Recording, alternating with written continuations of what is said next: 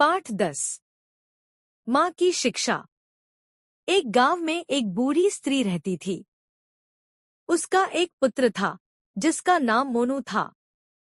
उसके पति की मृत्यु उस समय हो गई थी जब मोनू केवल 1 वर्ष का था।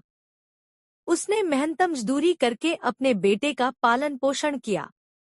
अब मोनू बड़ा हो चुका था। जब वह अपनी माँ को कार्य करते देखता तो उसे बहुत दुख होता था। एक दिन उसने अपनी माँ से कहा, माँ, अब मैं बड़ा हो गया हूँ। अब यह अच्छा नहीं लगता कि मैं बैठा रहूं और तुम मेहनत करती रहो। मैं शहर जाकर कुछ कार्य करना चाहता हूँ। मोनू की माँ ने कहा, बेटा, तुम गांव के सीधे सादे युवक हो। शहर में जाकर तुम किस तरह का कार्य करोगे? कहाँ रहोगे और क्या खाओगे? इस पर मोनू ने कहा, माँ, चाहे आप कुछ भी कहो, मैं शहर जरूर जाऊंगा और काम करके पैसा कमाऊंगा। भगवान सब भला करेंगे। बेटे की जिद के आगे माँ की एक न चली। आखिरकार माँ ने मोनू को सहमति दे दी। माँ ने उसके लिए खाना बनाया और कुछ लड्डू बनाए। मोनू ने अपना सामान लिया और चलने को तैयार हो गया। चलते समय उसकी माँ ने कहा, बेटा, मेरी 4 बातों का सदैव ध्यान रखना। पहली बात, सफर कभी अकेले मत करना। दूसरी बात, पहले दूसरों को भोजन कराना और बाद में स्वयं करना, चाहे तुम कितने ही भूखे क्यों न हो। तीसरी बात, हमेशा सच बोलना।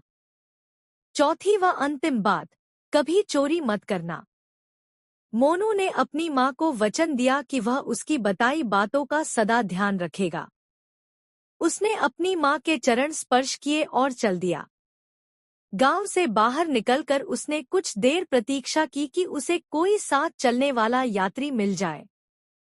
लेकिन जब कोई नहीं मिला तो वह स्वयं ही चल दिया। थोड़ी दूर जाने पर उसे तालाब के किनारे एक नेवला मिला। उसने नेवले को उठाया और अपने थैले में रख लिया और उसे ही अपना साथी समझ लिया। अब वह अकेला नहीं था। चलते चलते वह थक गया और रात भी हो गई। मोनू ने वहीं बाग में रुकने का निश्चय किया। हाथ पैर धोकर उसने अपने साथी नेवले के साथ भोजन किया और एक पेड़ के नीचे सो गया। मोनू गहरी नींद में सो रहा था। तभी वहां एक सांप आया और मोनू की तरफ बढ़ने लगा। नेवले ने सांप को देखा और इससे पहले कि वह मोनू को काटता, वह उस पर झपट पड़ा। दोनों में लड़ाई होने लगी। आवाज सुनकर मोनू की आंख खुल गई। उसने सांप और नेवले को लड़ते देखा।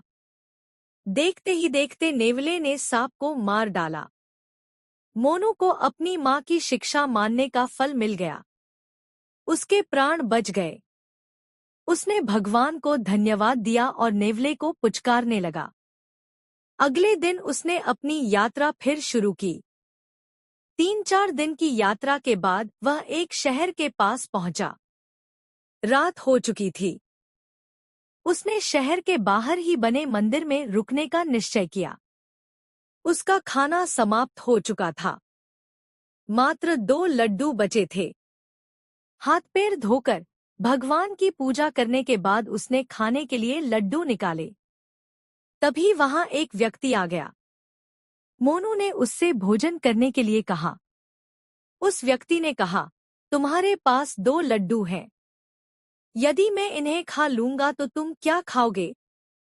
तुम्हें भूखे ही सोना पड़ेगा।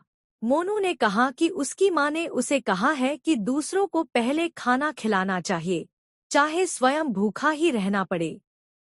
उस आदमी ने दोनों लड्डू खा लिए। उसने मोनू से पूछा कि उसकी माँ ने उसे और क्या शिक्षा दी है। मोनू ने उसे सारी बात बता दी। थोड़ी देर पश्चात वह आदमी चला गया और मोनू भूखा ही सो गया। सुबह जब मोनू जागा तो उसने देखा कि उसके पास 2 सिपाही खड़े हैं। उन्होंने मोनू से कहा कि उसे राजा ने बुलाया है। मोनू घबरा गया, परंतु डरते डरते उनके साथ चल दिया। राजमहल पहुंचकर जब उसे राजा के सामने पेश किया गया तो मोनू राजा को पहचान गया। उसने मन ही मन कहा, अरे, यह तो वही आदमी है जो उसे रात को मंदिर में मिला था। राजा ने दरबारियों के सामने मोनू की प्रशंसा की तथा उसे अपना कोषाध्यक्ष नियुक्त कर दिया।